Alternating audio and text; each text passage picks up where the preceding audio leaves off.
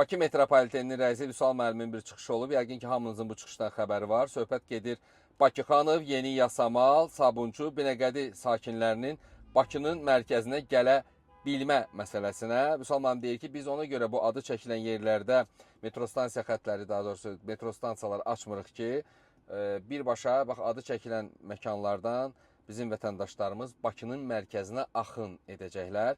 Yəni, Vüsal müəllim düşünür ki, o şəxslər Bakının mərkəzinə gəlmir, amma gəlirlər. Vüsal müəllim, onu da deyim, xəbəriniz olsun. Əgər bunun qarşısını almaq istəyirsə, görün başqa nə vasitə tapa bilirsiniz.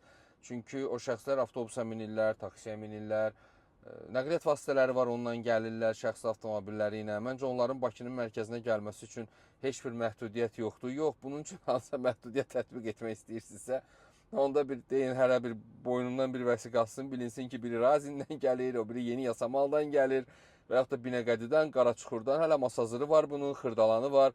Bunlar sizin yadınızdan çıxmışdı. Mən də əlavə edeyim, buraxmayın onları şəhərin mərkəzinə, olmaz. Yəqin hesab edirəm ki, Vüsal müəllim demək istəyirmiş ki, əslində mən deyirəm ki, Vüsal müəllim, belə desəz daha yaxşı olardı ki, biz istəyirik ki, Binəqədi, Xırdalanda, Abşeron rayon ərazisində, Qaraçuxurda, Razində, Sabunçuda, Bakıxanovda, Yeni Yasamalda yaşayan bizim vətəndaşlarımız və ya orada qalan qonaqlarımız şəhərin mərkəzinə gələndə əziyyət çəkməsinlər.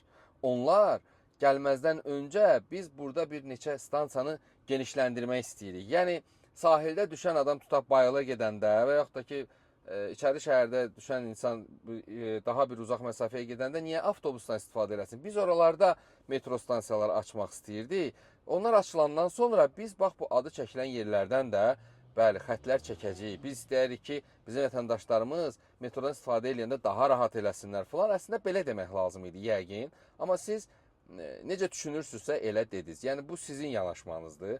Və mən deyim ki, bizim əvvəl bir neçə məmurlarımız var idi. Hətta biz bəzən zaman-zaman onlardan inciyirdik. Amma onlar heç vaxt belə səhvlərə yol vermirdilər. Onlar müsahibə verəndə o qədər ölçülü, biçili danışırdılar ki, mən məsələn deyib düşünürəm ki, Vüsal müəllim bu müsahibəni bir senzuradan keçirsə yaxşı olardı. Amma yenə deyirəm, görür ki, Vüsal müəllim elə bu adı çəkdiyi qəsəbə sakinlərinin şəhər mərkəzinə gəlməsini məqbul hesab eləmir və doğru da düşünür öz aləmində və fikirləşir ki, elə belədir. Həmkarlarım da orada ona heç bir əlavə sual verməyiblər. Əslində mən orada olsaydım onun sözünü kəsib hansı məntiqlə belə düşünürsünüz deyə demək istəyərdim. Amma həmkarlarım da sağ olsunlar, bunu montaj eləməyiblər, elə olduğu kimi də veriblər, düz eləyiblər. Onlara da təşəkkür düşür.